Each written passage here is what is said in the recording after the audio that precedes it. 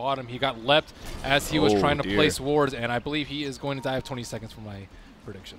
Do they have dust? Yeah. They've got another counter word to lay down. And the arrow. Right on the money. Blink daggers. There's your first blood. 0 to 2, I think? Yeah, there's not too many blink daggers here. They've got MJW. Total on player deaths. 11, 15, last charge. There's very little kill potential for them, and Charge was just getting a straight 1 for 0. They also don't have like great burst. Yeah. Slardar, Ricky lane. So what do? Just try and play the most efficient game you can in the laning phase? Doesn't seem like kills are going to happen anywhere for you. Yeah, efficient. You prevent the Electro from getting levels. Stun comes out. Cloud will slow them down. MGW gets a couple more swipes there, but it's actually mid. The charge comes in. While we were watching bottom lane, looks like we were wrong about that whole... You can see that these players are just really good, but they don't win. I mean... Alright, we have Furo TPing down. Gets the pounce and the charge. MJW's like, guys, I'm already back in my tier 2 tower. But FDL don't... Maybe they don't have the heroes to be able to respond to this many. Bisa TPs... Go better for them. They want Slardar to pick up a dagger so they can actually make things happen, but he's not getting that anytime soon. Bisa on the carry. He's going to be caught out by JK. Oh, nice leap there by coL, disjoining the magic missile. Either way, Bisa was probably dead. TP out from Stan King. He was hiding in the... Very stationary supports. Oracle, Silencer. It's tough as a captain, though. Your ability and what you can do is limited.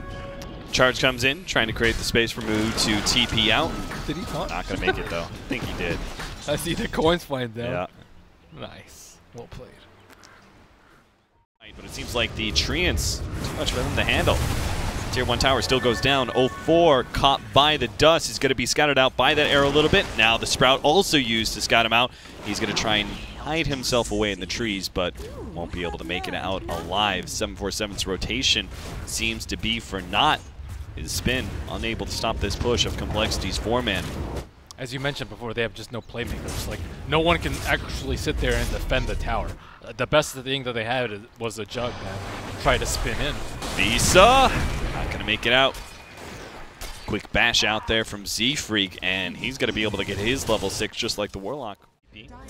Swindles. He's going to try and see if he can get a stun from the trees. We'll be able to get both of them, setting this one up to get a lot of damage on to 747. Pounce lands onto MJW. 747 will not make it out alive. Can't complete the TP. MJW will make it out as the arrow blocked out by the catapult, but still a swap out into the stun. They have the Cloud there, but Z-Freak, he's super tanky. Might be able to get the charge away still, or just the Moonlight Shadow. Turns around, the balls on this guy. He goes ahead, throws out the ultimate. Looks like it's going to cost him his life. He tried to go for Bisa slowly but surely. Damage over the time with the Warlock will claim his life, but that's a chaotic offering for a Spirit Breaker, and they may still get +1. coL's traditionally not been a team that does that, though. Yeah. Like, they'll sometimes push, like, ill-conceived, but I don't think they'll rarely like tower dive into tower dive into tower dive into tower dive. Beast is gone. Without that chaotic offering, there is no chance of a counter initiation from FDL. That one hero. And it looks like there will be a sacrificial lamb, perhaps, and the Swindle Melons. Yeah. Goodbye, Melons. Goodbye. Do as much damage as you can. Still, though, it's just a one-off pick-off. No chaotic offering used, just a smoke. Who's going for that mech? Ooh, Z-Freak actually bounces them both back. He was going for the charge down below, but it's going to be able to meet both Bisa as well as 0-4. They choose the higher value kill. Bisa, he'll be the one to die slightly outside the Roshan pit. And compLexity, I mean, active.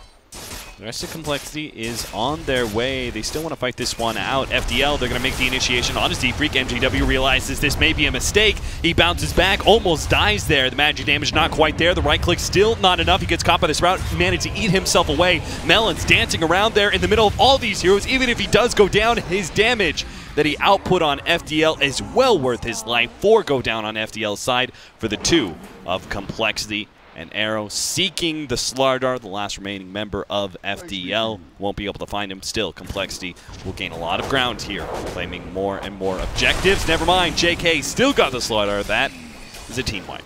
And as you mentioned, they play very well around the left track. Like the Spirit Breaker's up in front so that... Without a setup stun. They don't have a setup stun. Yeah, they don't have that much. Do you count charge as one? Yeah. Sprout. Trying to go for a blind. Well, a blind arrow through the trees almost nails 747. Z-Freak cancels his charge to turn around and go for that Juggernaut.